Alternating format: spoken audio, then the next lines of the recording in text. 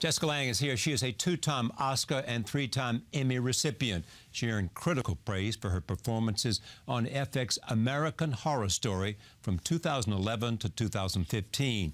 Now she returns to Broadway for the first time in over a decade. She stars as Mary Tyrone in Jonathan Kent's revival of Eugene O'Neill's classic drama, Long Day's Journey into Night. The Hollywood Reporter calls Lange's performance transfixing.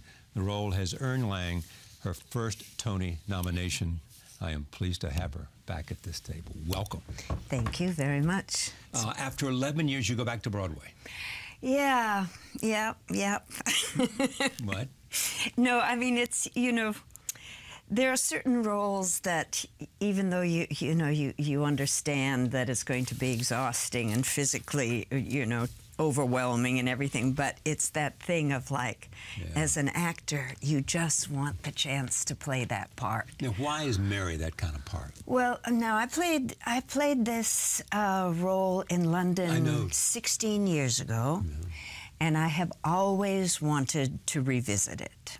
And I mean, for me, at this point in my life, it's the greatest part I could possibly play. I mean, I think it's one of the best roles in American drama. And it is, what it does is it offers you like everything as an actor you want to do. It's physical, it's emotional, it's, I mean, it just covers everything from A to Z. Tell us who Mary is if we haven't seen the play. Well, she is married to an actor, to James Tyrone. This is all now based very closely on Eugene O'Neill's family, his mother and father, his brother, and himself. And that's morphine addiction. And and she is addicted to morphine and has been, I mean, in reality, his mother was addicted for 25 years, which is an awfully long time to sustain a habit like that. But, and this is one summer's day in their life, and it covers tremendous ground in that one day.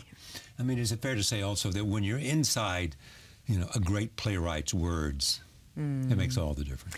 Oh, are you kidding? I mean, no matter how hard the play is, no matter how exhausted you are, there's something that transports you.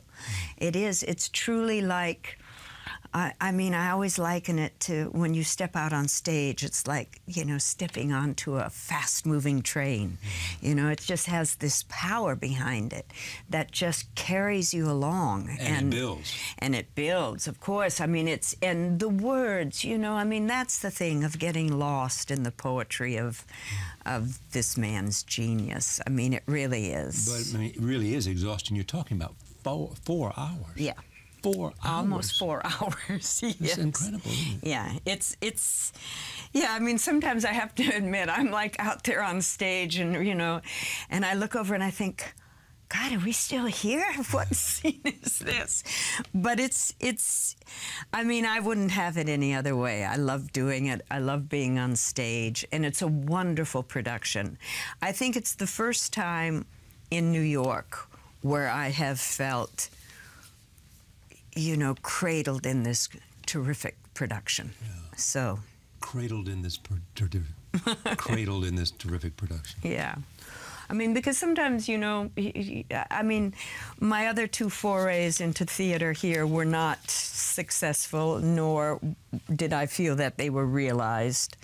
And this is wonderful because we had a tremendous director who really understood what this play was about and how to keep it moving, and I'm on stage with some of the best actors I've ever worked with in my life.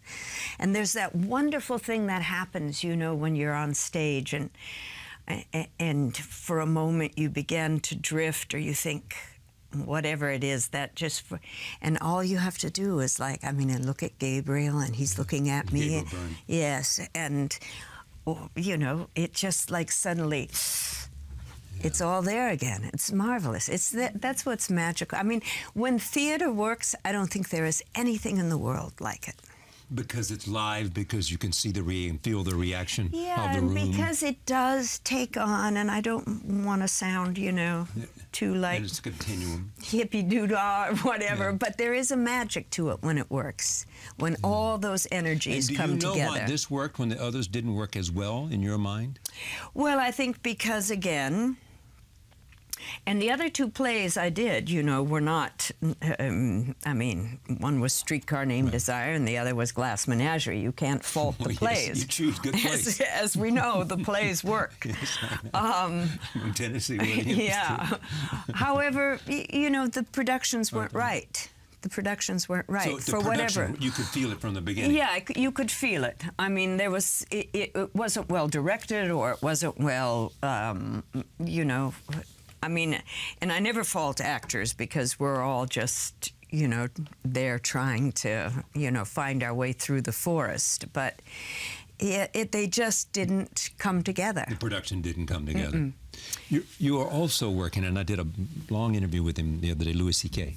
Oh, yes. He's so great. Isn't he great?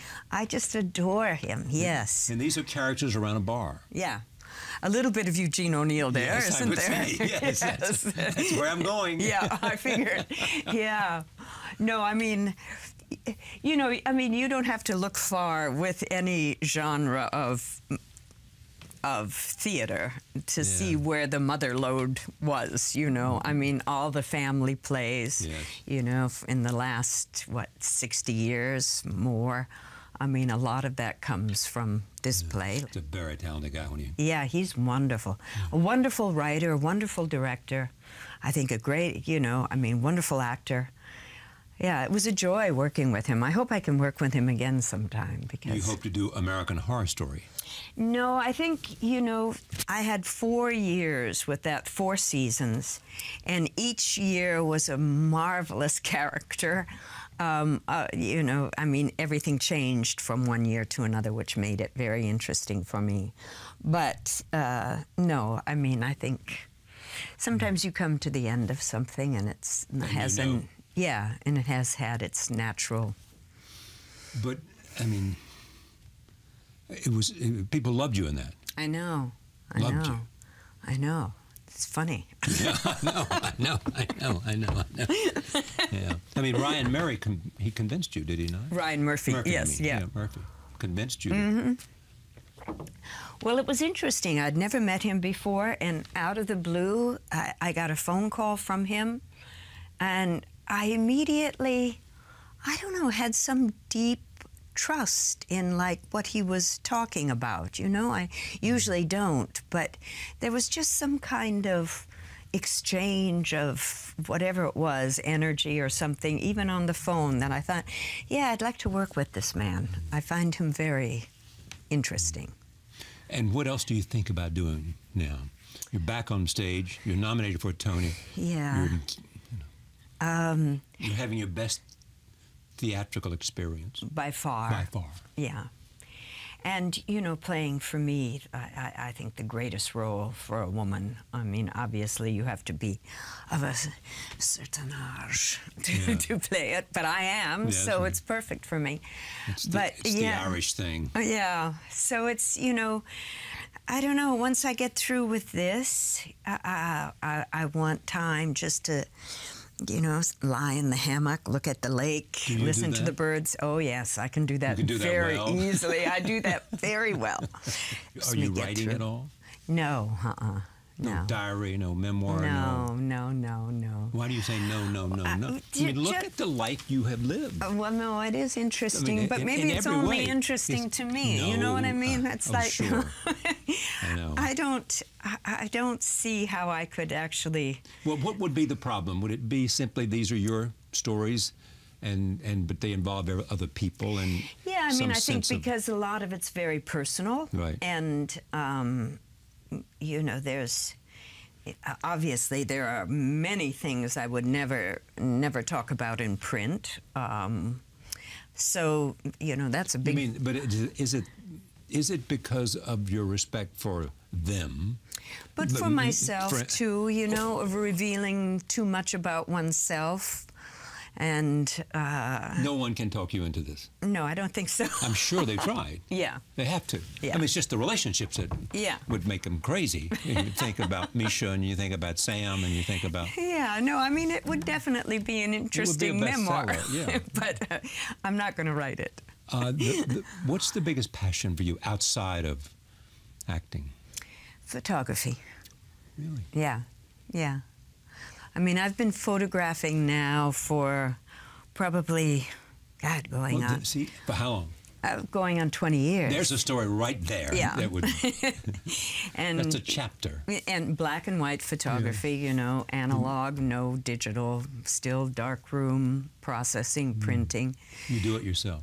Well, I used to but now in New York City, I don't have access to a darkroom, so no. But you could get access to a darkroom. Yeah, I suppose I could. Yeah. Is it digital now? No, no digital. No digital? No. Really? No, I still have my Leica M6 and really? rolls of film. But is it primarily profile? I mean, is it portraits? No, no. Is it landscapes? I mean, a lot has been just... I mean, I've photographed a lot in Mexico over the years because there's something very accessible, you know. I mean, basically, if I had to describe myself, it would probably be a street photographer. Right. Because but a lot of people have done that very well. I mean, I think of... Yeah. No, some of the greats, Helen Levitt. Yeah, absolutely. Do you know the work of Sally Mann? Yes. I mean, not well, but I mean, yes, of course. I mean, she's extraordinary, I think. Extraordinary in terms of, I mean, beyond whatever small controversy there was about children, you know, but photographing her family, you know, which everybody was part of it, and photographing her husband in decline. Yeah, see, I didn't see those photos. So on purpose, or? No, just because, I mean, I think that was just one area I missed of her work, yeah. And are you constantly learning? In what area? Well, in terms of how to take it. Is the growth of a photographer not the technique, but the eye finding? Yes. Seeing things and finding things differently. Now I can, you know, when I raise my camera, you know, to take a shot, there is this thing in the back of my mind that says, you've taken that shot before, you'll never print it. So it's like, yeah, I've seen it before. I've taken it before. I've seen the context. You decided not to. There's that kind of discernment that you start to have. So you don't take it. So you end up not taking it, or if you do take it, it's just because, you know. But yeah, you know, it's like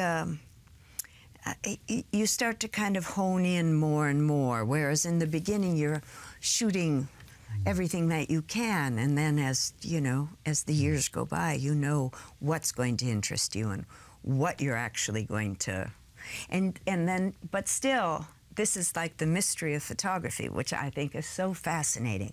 There is still the time where, like, you can shoot a roll of film and you think, oh, I'm very curious about that, what I shot there, those frames. And then you'll look at the contact sheet and you'll say, nah, it wasn't what I thought it was going to be. And then, like a couple rows down, you'll see a shot and you'll barely remember taking it. And that's the one. And it's like, what happened? And so what happens to the photographs? Do you put them on exhibition for galleries? I've had some exhibitions. I mean, I've had quite a few recently in museums in Europe. And now I'm working on a project that hopefully within the next year I'll finish. Can you tell me about it? Yeah, I mean, it's basically Highway 61 revisited. Really? Bless you, Bob Dylan. I have friends that I know who say they don't go a day in their life without listening or reading something from Dylan. Well, I mean, I could sing every lyric he ever wrote, so, you could sing every lyric he ever wrote. Well, I couldn't sing it maybe, but I could recite it, yeah. No, I mean, I've, you know, since I first heard him back as a kid in Minnesota, I mean, I just, that was it. You know, it was one of those transformative artists in my life, yeah. Where did this artistic connection happen? In the womb? I don't know, you know, because I was raised in northern Minnesota. I mean, we had no theater there. We had no, I mean, it wasn't like we were listening to music in the house, you know, that wasn't, but I don't know. I remember as a little girl with my mother, we'd watch old movies on TV.